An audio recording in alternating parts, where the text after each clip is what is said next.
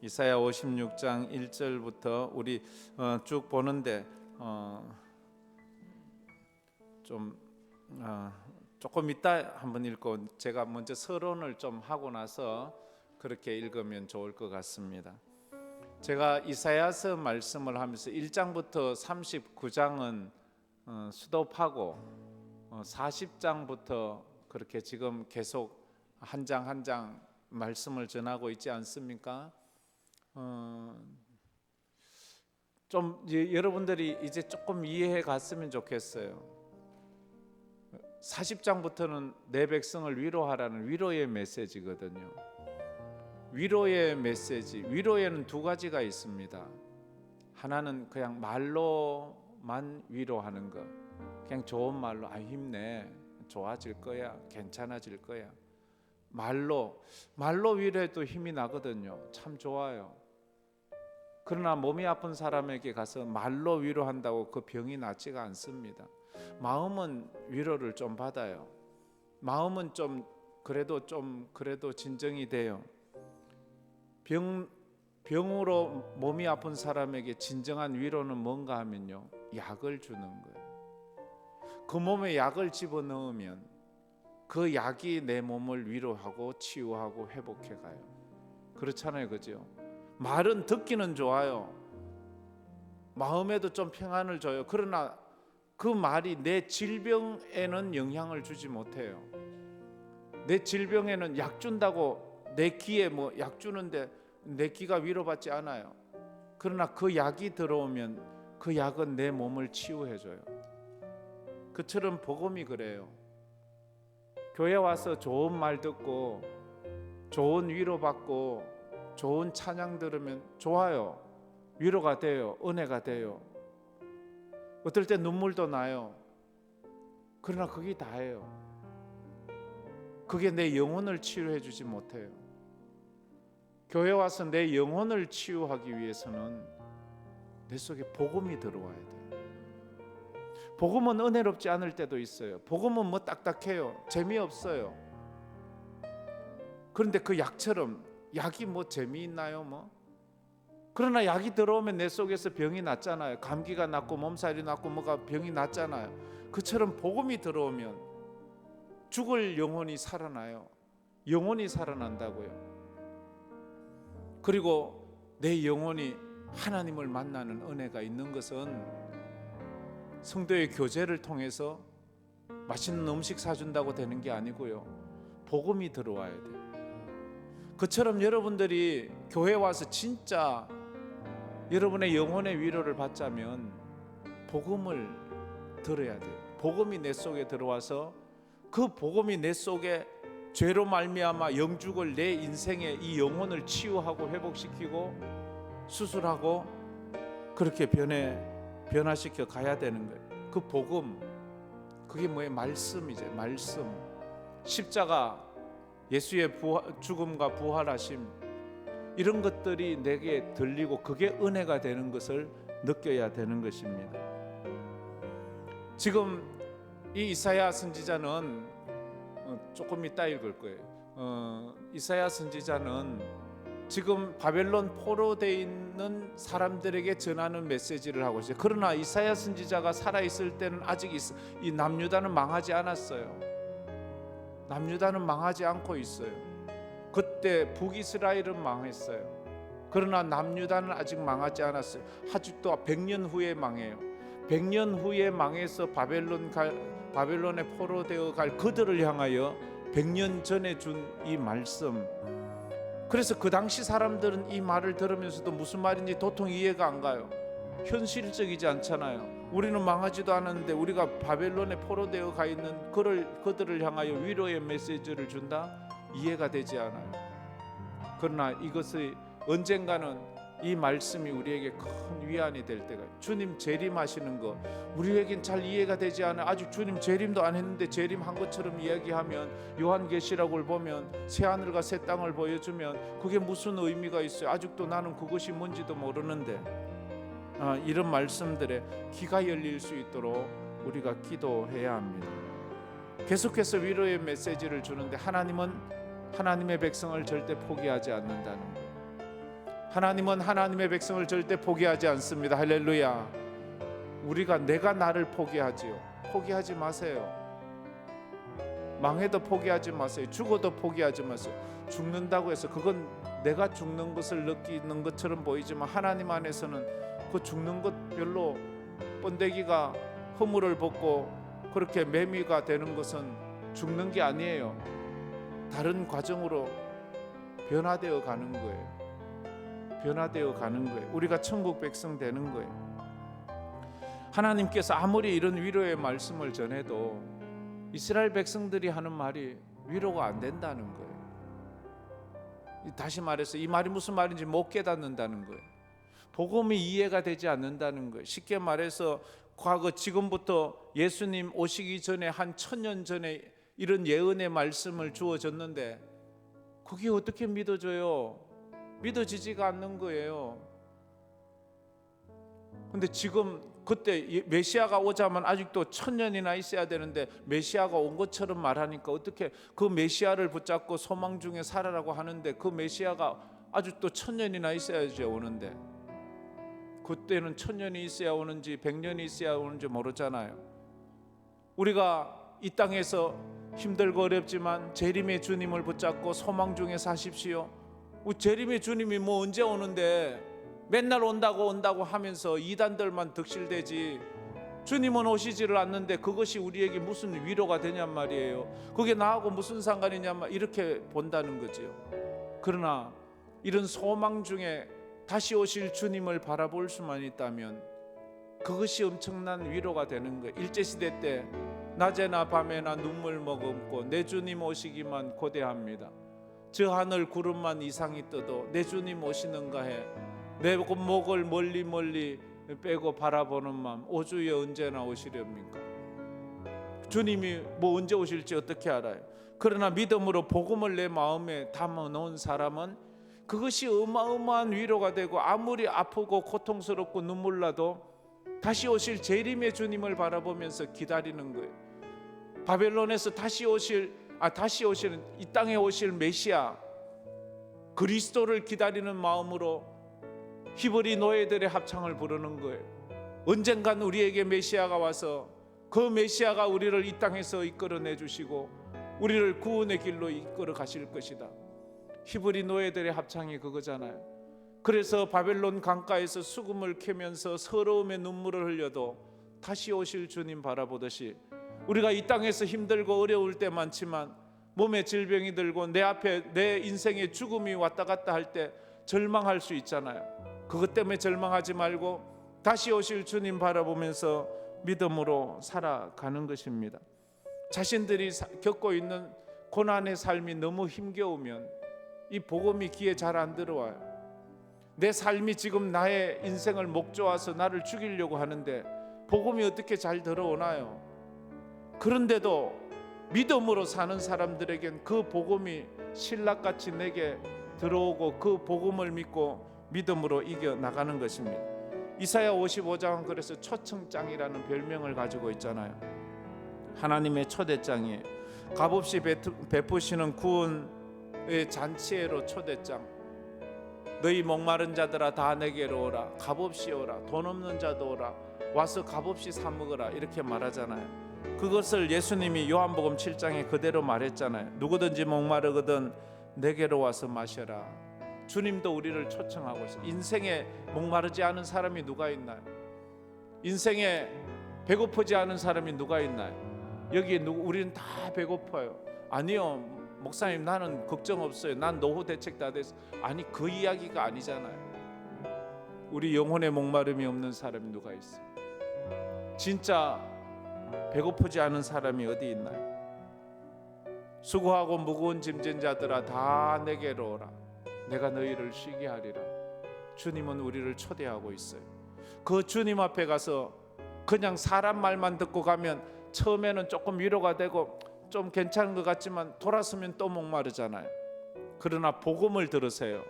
복음을 듣고 나서 예수 말씀을 듣고 나면 내가 주는 물을 마시는 자는 영원히 그 속에서 생수가 나서 다시는 이 우물에 오지 않을 수 있는 그런 생수를 준다고 하잖아요.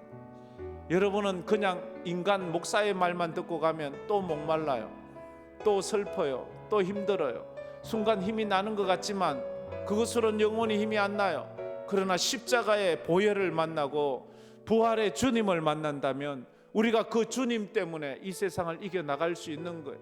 그러나 우리는 한계가 있잖아요. 그래서 매주 또 와서 또 말씀 듣고 또 와서 또 말씀 들으면서 우리는 또 힘을 낼 수밖에 없는 거예요.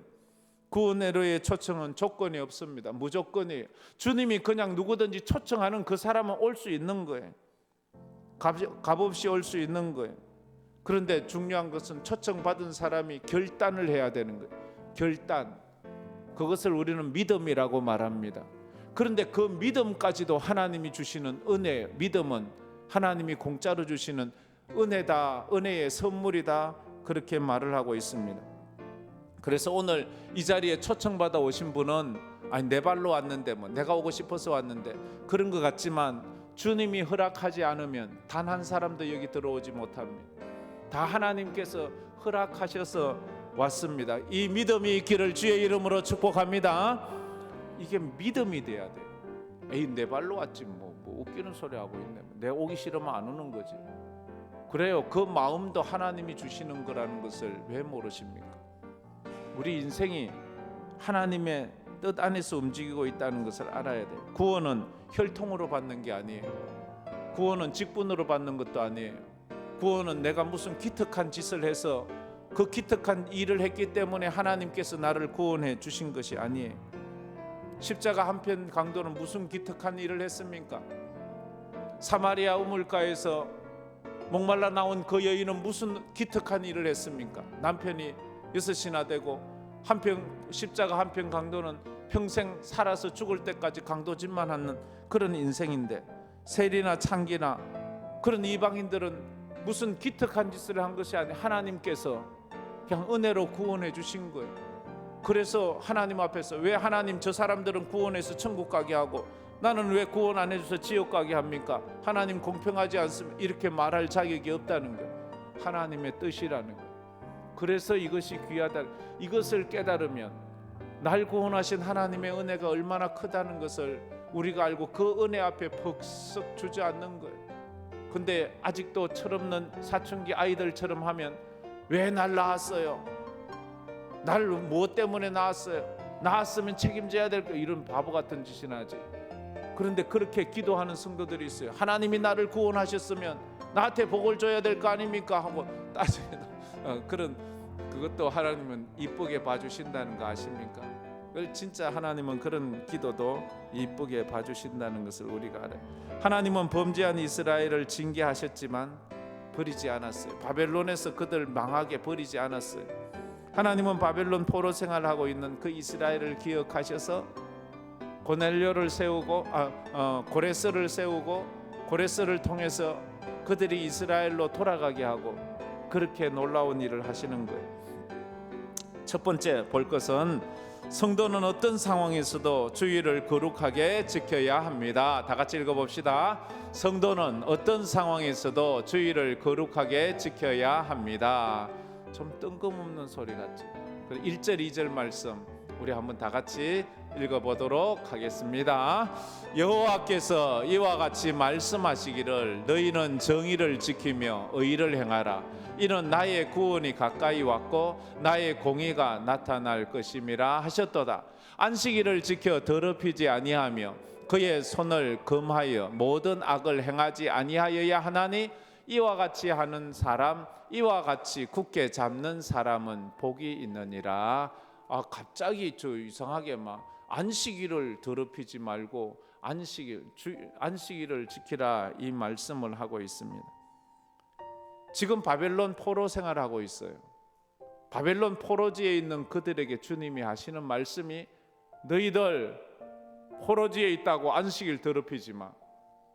안식일 범하지 마. 안식일에는 공의와 정의를 행하고 모든 악을 행하지 말고 그렇게 믿음으로 살아. 아니 하나님 여기서 뭐 성전도 없고 제사장도 없고 여기서 어떻게 안식일을 지키란 말이에요? 여기서 양을 잡고 소를 잡을 수 없잖아요. 그렇잖아요. 우리 성도들 보고 코로나 때 주일 거룩하게 지키세요 이러면, 아니 예배당 문 닫고 예배당에도 못 가는데 어떻게 우리가 주일을 거룩하게 지켜요? 주일을 거룩하게 지키는 것이 꼭 예배당에 나오는 것입니까? 오늘 본문에 공의와 정의를 행하는 것, 악을 금하는 것, 그게 주일을 지키는, 안식일을 지키는 것이라 그렇게 말을 하고 있습니다. 포로지에 있는데 어떻게, 어떤 사람은 심지어 인생의 실수를 해서 감옥에 들어가 있는데 거기서 주일을 지키래요. 어떻게 예배당을 나가요? 몸이 아파서 병상에 누워 있는데 어떻게 거기서 예배당을 나간단 말입니까? 인생의 도망자로 사는데. 안식일을 거룩하게 지키라는 것은 저 성전에 나가서 제사를 드리라는 것이 아니고 공의와 정의를 행하고 악을 금하라는 것이었습니다. 공의와 정의, 정의는 뭔가요? 정의라는 것, 오늘 1절 말씀에 정의와 공의에 대해서 말을 하는데, 정의는 하나님과 바른 관계를 가지는 것이고 또 하나는 사람과 바른 관계를 가지는 것이 정의예요. 정의란 하나님과 바른 관계, 이웃과 바른 관계를 가지는 것, 그게 안식일을 거룩하게 지키는 것. 율법을 율법의 대계명이 뭐예요? 두 가지로 말하면 하나님 사랑, 이웃 사랑이에요. 우리가 안식일을 거룩하게 지키고 주일을 거룩하게 지키는 것은 하나님 사랑, 이웃 사랑을 하는 거예요. 그것이 없이 그냥 와서 종교 의식만 하고 간다면 그건 안식일을, 주일을 거룩하게 지키는 것이 아니에요. 우리가 하나님 앞에서 우리 자신을 보아야 돼요. 그냥 와서 설교 한 편 듣고 간다고 주일을 지킨 것이 아니에요. 내가 이 예배를 통해서 하나님을 더 사랑하고 내 이웃을 더 사랑한다면 그것이 안식일을 지키는 것, 그리고 내 마음에서 악을 떠나게 하는 것, 그거예요. 그래서 하나님 사랑, 이웃 사랑, 이것은 계명을 지키는 걸 말해요. 그리고 공의가 뭐예요? 뭐가 공의? 의가 뭐예요? 의라는 것은 예수 그리스도를 통해서 나타나는 하나님의 의를 말해요. 이건 다시 말해서 의는 메시아 구원을 바라보는 거예요. 이 좀 어려운 말인데요, 어려운 말이지만 잘 들으면 돼요. 이게 로마서 1장 17절 말씀에 나오는 거예요. 로마서 1장 17절, 저 말씀을 잘 한번 보세요. 우리가 다 아는 거니까 한번 다 같이 읽어보겠습니다. 복음에는 하나님의 의가 나타나서 믿음으로 믿음에 이르게 하나니 기록된 바 오직 의인은 믿음으로 말미암아 살리라 함과 같으니라. 복음에는 하나님의 공의가 나타난대. 공의, 하나님의 의가 나타나. 그래서 복음인 거예요. 복음이 뭐예요? 예수님이에요. 복음이 뭐예요? 예수님의 십자가와 부활이 복음이에요. 왜 예수님의 십자가와 부활이 하나님의 공의가 되나요? 공의라는 말은 무슨 거예요? 하나님은 사랑의 하나님이시면서 하나님은 공의의 하나님이에요. 사랑의 하나님은 모든 것을 무조건 이유 없이 다 용서하는 거예요. 조건이 없어요. 그런데 공의의 하나님은 공정해야 돼요. 죄는 벌하고 의인은 축복하고. 그래서 하나님의 사랑 안에서는 모든 죄인도 다 용서받아야 돼요. 모든 지옥 갈 인생은 다 구원받아야 돼요. 근데 하나님은 사랑의 하나님만이 아니라 공의의 하나님이라. 공의의 하나님 앞에서는 죄인은 절대로 용서받을 수 없어요. 죄값을 지불해야 돼요. 의로운 사람은 무조건 구원받아야 돼요.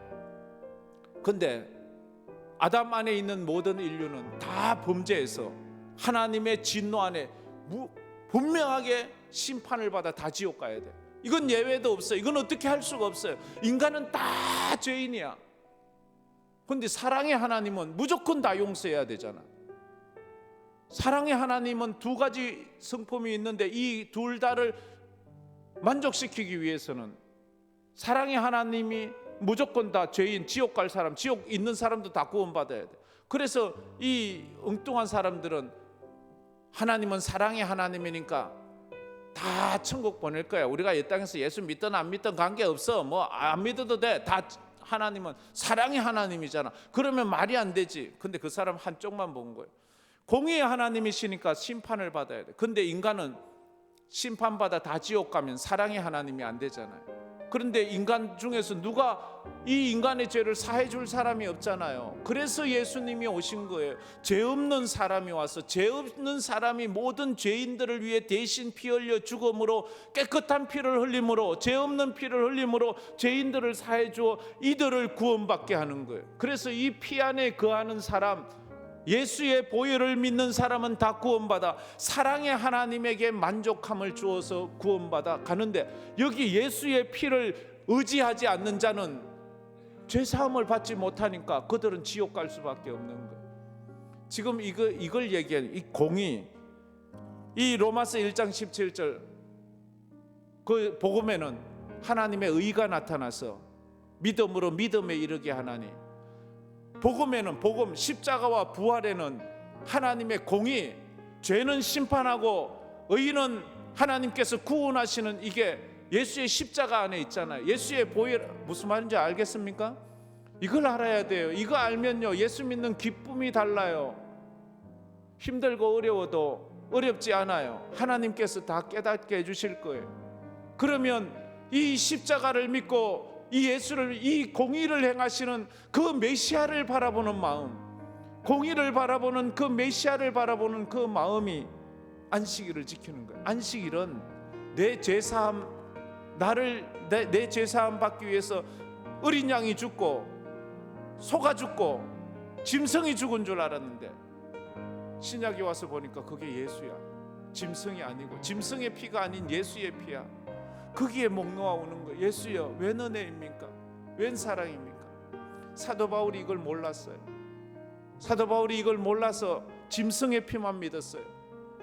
짐승의 피만이 자기들을 구원할 줄 알았어요. 그런데 다메섹 가는 길에 예수를 만나고 예수 안에서 십자가와 부활의 그 복음을 듣고 나서는 그게 짐승이 아니라 우리를 위해 십자가에 죽으신 하나님의 아들 예수의 피가 나를 구원한다는 것을 알고는 그 바리새인이었던 바울이 완전히 바뀌어서 새로운 인생이 되고, 그가 예수의 십자가와 피를 전하는 삶이 되었죠. 그 전 바리새인으로 있을 때는 맨날 짐승의 피, 어린 양의 피만 이야기했는데 이제 예수 만나고는 예수 하나님의 아들 메시아의 피와 구원과 부활을 이야기하게 되었다 하는 것입니다. 이것이 잘 깨달아지기를 축복합니다.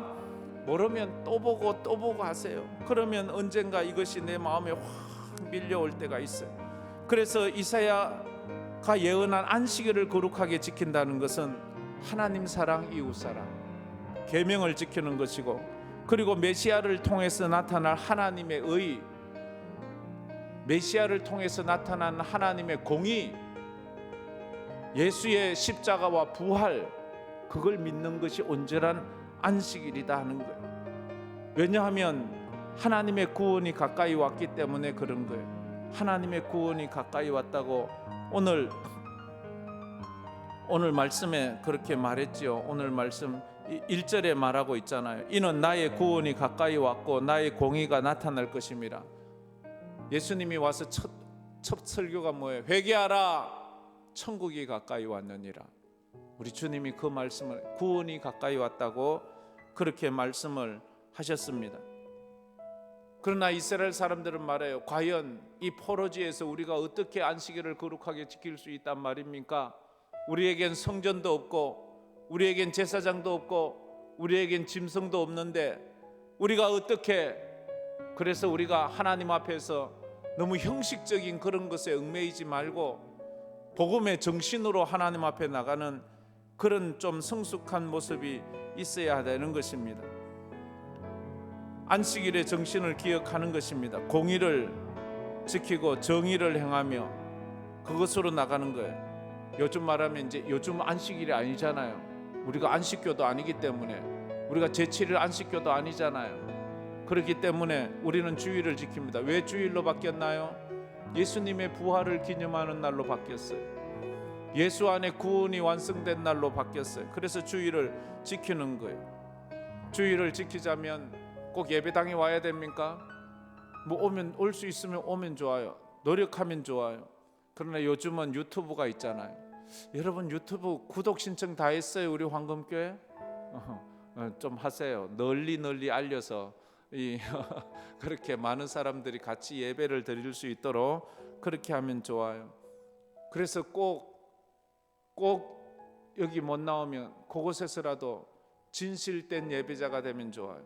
여러분도 아마 유튜브로 예배를 들어보셨겠지만 유튜브로 예배 드린다는 게 쉬운 게 아니잖아요. 집중하기가 어렵잖아요. 그렇잖아요, 그죠? 뭐 유튜브로 보나 여기 와서 보나 그 사람이 그 사람인 것 같지만요, 아니에요. 실물이 더 나아요. 할렐루야. 예. 우리 와서 찬양대도요, 와서 진짜 들으면 더 은혜가 된다고요. 그게 달라요. 그게 다르다고요. 여러분 그거 아세요? 인터넷이나 쿠팡이나 홈쇼핑에서 물건 사는 것보다도 직접 백화점이나 마트에 가서 물건을 살 때 더 즐겁다는 것을, 인터넷에서 보면 실물을 그림으로 보긴 보지만 내가 촉감을 못 느끼잖아요. 크기를 잘 모르잖아요. 그러나 현장에 가면 실물을 보잖아요. 다른 실물들도 볼 수 있잖아요. 그 즐거움이 있어요. 근데 사람들은 편한 것 때문에 아이 뭐 마음에 안 들면 반품하지 뭐 이런 마음으로 하는 거예요. 그러니까 거기에는 진정성이 없는 거예요. 내가 가서 고렸을 때는 난 이건 다시 안 바꿀 거야 하는 마음으로 사는 거잖아요. 근데 유튜브나 이런데 뭐 쿠팡으로 살 때는 난 이건 마음에 안 들면 언제든지 바꿀 거야. 유튜브로 설교를 들을 때는 언제나 내가 이거 듣다가 지겨우면 언제든지 딴 데로 틀 거야. 이런 마음을 가지고 있으니까 은혜 받을 리가 없잖아요. 끝까지 여기 오면 초이스가 없잖아요. 그냥 끝까지 앉아 있어야 되잖아요. 중간에 벌떡 일어나 나갈 거예요? 왜 할 거예요? 그 마음이 다르다고요. 그러니까 하나님 앞에 현장에 나오는 것이 얼마나 귀한 것이나 그걸 아는 거예요. 금요 기도회 때 여러분 유튜브로 들을 때도 있잖아요. 그런데 기도회 끝날 때까지 끝까지 같이 기도합니까? 설교 끝나면 그냥 끝나는 거지요. 뭐 통성기도 뭐 몇 명이나 하겠어요. 그게 다른 거예요. 진짜는 설교가 아니고 뒤에 우리가 같이 기도하는 거 진짜잖아요. 그게 진짜 은혜 받는 시간이잖아요. 우리가 그걸 알아요. 두 번째로 하나님은 닫힌 구원의 문을 모든 인류에게 활짝 열어주셨습니다. 다 같이 읽어봅시다. 하나님은 닫힌 구원의 문을 모든 인류에게 활짝 열어주셨습니다. 3절부터 7절까지인데요. 한번 천천히 한번 읽어보도록 하겠습니다. 여호와께 연합한 이방인은 말하기를 여호와께서 나를 그의 백성 중에서 반드시 갈라내시리라 하지 말며 고자도 말하기를 나는 마른 나무라 하지 말라. 여호와께서 이와 같이 말씀하시기를 나의 안식일을 지키며 내가 기뻐하는 일을 선택하며 나의 언약을 굳게 잡는 고자들에게는 내가 내 집에서 내 성 안에서 아들이나 딸보다 나은 기념물과 이름을 그들에게 주며 영원한 이름을 주어 끊어지지 아니하게 할 것이며 또 여호와 연합하여 그를 섬기며 여호와의 이름을 사랑하며 그의 종이 되며 안식일을 지켜 더럽히지 아니하며 나의 언약을 굳게 지키는 이방인마다 내가 곧 그들을 나의 성산으로 인도하여 기도하는 내 집에서 그들을 기쁘게 할 것이며 그들의 번제와 희생을 나의 제단에서 기꺼이 받게 되리니 이는 내 집은 만민이 기도하는 집이라 일컬음이 될 것임이라. 아멘. 저 말은 많이 들었지요. 내 집은 만민이 기도하는 집이라 일컬음을 받으리라. 그게 여기서 툭 튀어나왔어요. 하나님은 닫힌 구원의 문을 모든 인류에게 활짝 열어 놓으셨다고 말해요. 이게 열린 구원, 모든 인류에게 열린 구원의 문은 선교의 문을 말하는 거예요. 선교. 본문에는 율법에 규정하고 있는 여호와의 회중에 들어가지 못하는 대표적인 두 부류를 소개하고 있어요. 3절부터 7절까지 우리가 읽었거든요. 거기에 하나님의 성전에 들어가지 못하는, 하나님의 회중에 들어가지 못하는 두 부류. 첫째, 이방인. 둘째, 둘째는 들어가지 못하는 그 모든 부류의 대표를 고자를 두고 있어요. 고자. 몸이 완전치 못한 자들, 장애인들, 몸이 장애에 있는 사람들, 그 사람들은 여호와의 해줘요. 이방인은 왜 못 들어가요? 아브라함의 혈통이 아니기 때문에. 그런데 아브라함의 혈통 중에서 못 들어가는 사람의 대표가 고자 같은 사람, 생명을 낳지 못하는 사람, 몸이 온전치 못한 사람, 그런 사람, 신체적인 결함이 있는 사람, 이런 사람들은 하나님의 백성이 될 수 없어요. 이런 사람들에게 하나님의 열린 문이 있다고 그렇게 말을 하고 있습니다. 55장 3절에도 이제 이들에게 대한 영원한 언약에 대해서 이야기해요. 영원한 언약, 새 언약을 주는데요.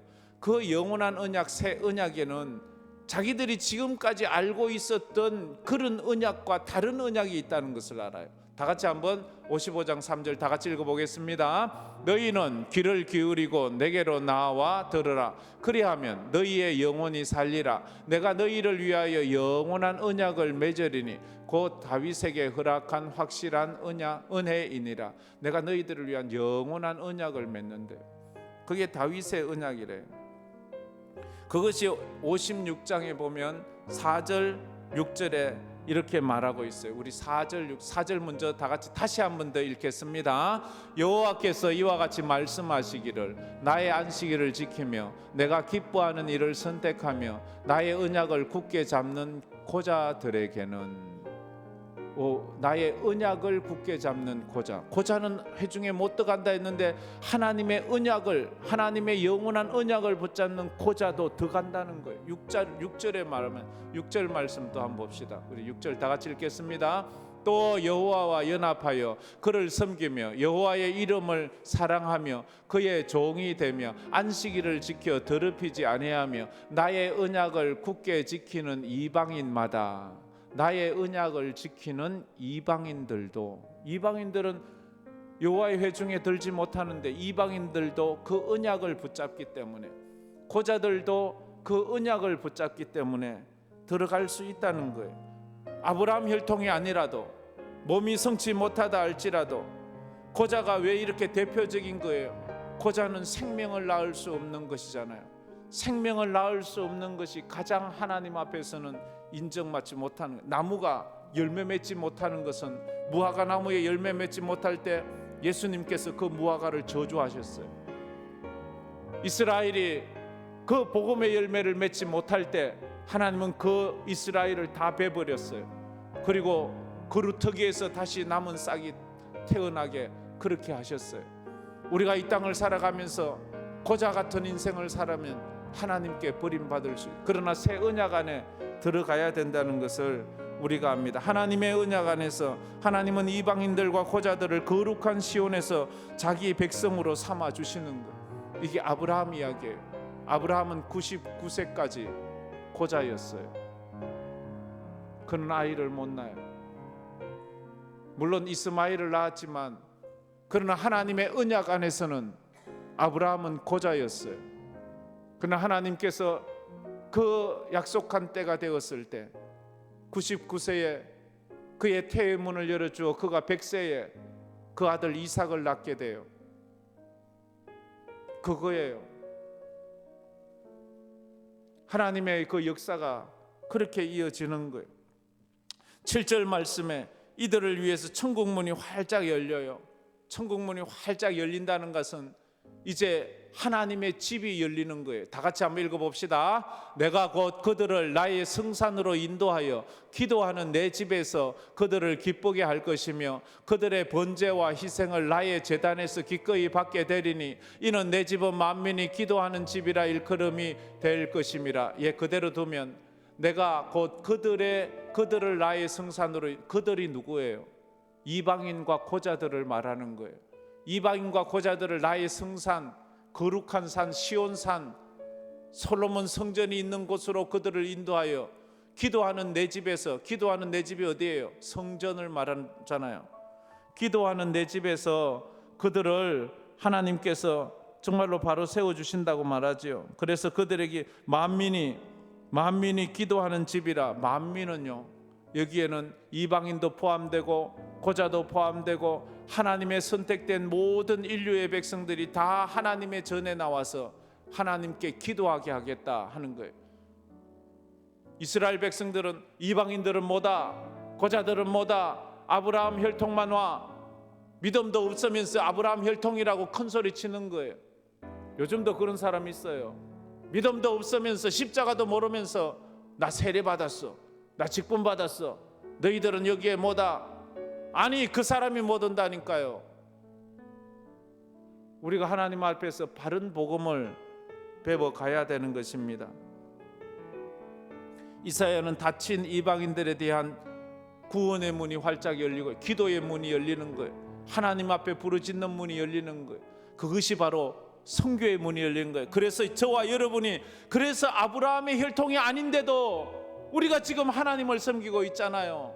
우리가 부족하고 고자처럼 문제가 많지만 우리가 하나님의 자녀가 되었잖아요. 할렐루야.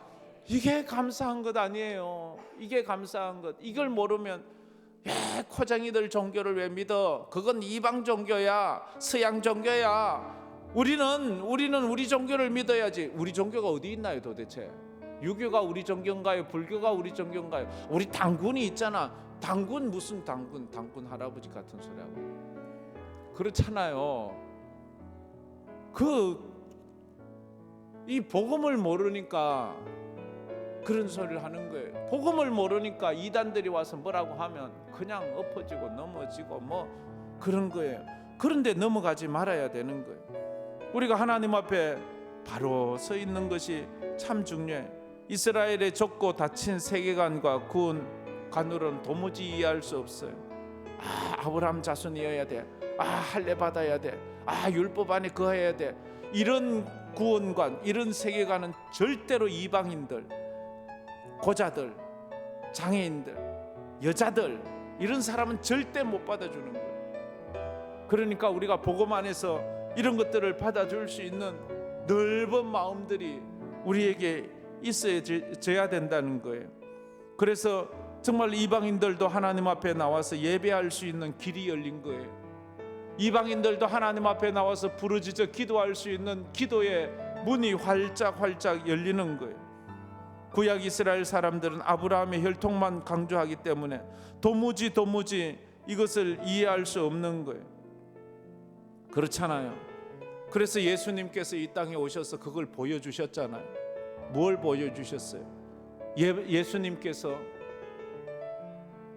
온갖 질병 다 걸리고 온갖 장애가 있는 사람 다 고쳐주셨어요. 안전병이 고치고, 장님 고치고, 문둥병 고치고 다 고쳐주잖아요.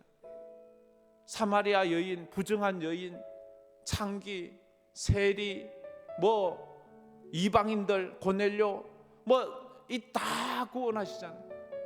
그게 무슨 뜻이에요? 천국에는 다 이런 정말로 이방인이고 장애인이고 이런 사람이 복음 안에서는 다 회복되는 거예요. 천국에 가면 눈물도 없고 아픔도 없고 슬픔도 없고 죽음도 없고 장애도 없어요. 할렐루야.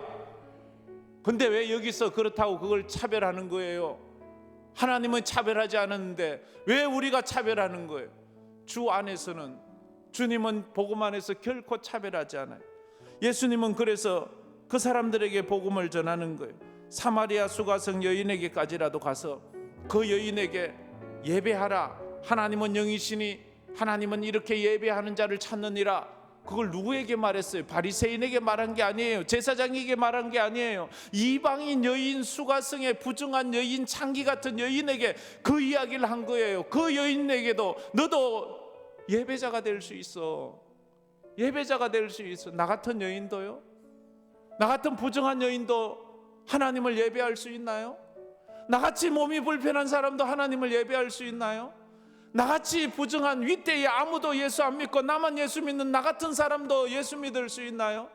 믿을 수 있지요. 믿을 수 있지요. 주님이 초청하시면 아무든지 오라고 하잖아요. 누구든지 오라고 하잖아요. 그 초청에 응해서 가기만 하면 우리는 그 구원의 반열에 들어가서 만민이 기도하는 하나님의 집에 들어와 그 하나님을 내 아버지라 부르면서 그 하나님 앞에 예배할 수 있는 놀라운 특권을 주신 거예요.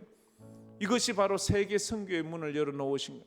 그래서 이것을 전하기 위해서 우리가 저 러시아로 보내고, 몽골로 보내고, 미얀마로 보내고, 베트남으로 보내고, 인도네시아로 보내고, 캄보디아로 보내고, 필리핀으로 보내고, 말라위로 보내고, 탄자니아로 보내고, 멕시코로 보내고 선교사들을 보내는 것 아닙니까? 이런 은혜를 기억하기를 주의 이름으로 축복합니다. 이걸 우리만 받아서는 안 돼. 이걸 나누어 줄 수 있는 그런 영성이 있어야 돼요. 8절 말씀 우리 다 같이 한번 8절 다 같이 읽어보겠습니다. 아니 사도행전 1장 8절이 말고 8절 다 같이 읽겠습니다. 이스라엘의 쫓겨난 자를 모으시는 주 여호와가 말하노니 내가 이미 모은 백성 외에 또 모아 그에게 속하게 하리라 하셨느니라. 저기 보면 두 종류의 백성이 있어요. 내가 이미 모은 백성은 바벨론의 포로로 끌려갔다가 모은 백성, 이스라엘 백성을 말하고, 또 모아, 또 다시 모아서, 이건 이방인들을 말하는 거예요. 이방인과 고자들, 그들을 그에게 속하게 해주겠다 하는 거예요. 하나님은 지금도 이방 나라에서 하나님의 백성들을 모으고 있는 거예요. 하나님의 백성이 아니라고 버림받았던 그들을 주님은 다 모으고 있는 거예요. 이것이 복음이라는 거죠. 신약시대의 오순절 마가다락방에서 성령이 임하고 성령을 받은 주의 제자들에게 정말로 땅끝까지 이르러 내 증인이 되리라. 사도행전 1장 8절에 그렇게 말했잖아요. 오직 성령이 너희에게 임하시면 너희가 권능을 받고 예루살렘과 온 유대와 사마리아와 땅끝까지 이르러 내 증인이 되리라 하셨습니다. 그것이 마태복음 28장 19절 20절 말씀이잖아요. 우리 다 같이 읽겠습니다. 그러므로 너희는 가서 모든 민족을 제자로 삼아 아버지와 아들과 성령의 이름으로 세례를 베풀고 내가 너희에게 분부한 모든 것을 가르쳐 지키게 하라. 볼지어다 내가 세상 끝날까지 항상 너희와 함께 있으리라 하시니라. 아멘. 이방인과 고자 같은 우리를 버리지 아니하시고 우리를 모아 자녀 삼아 주신 하나님 아버지, 허물과 죄로 영죽을 우리를 구원해 주신 그 주의 은혜 가운데 살아가는 우리 성도들 되기를 주의 이름으로 축복합니다. 이 말씀 생각하면서 우리 이 찬양 한번 불러보겠습니다. 나를 지으신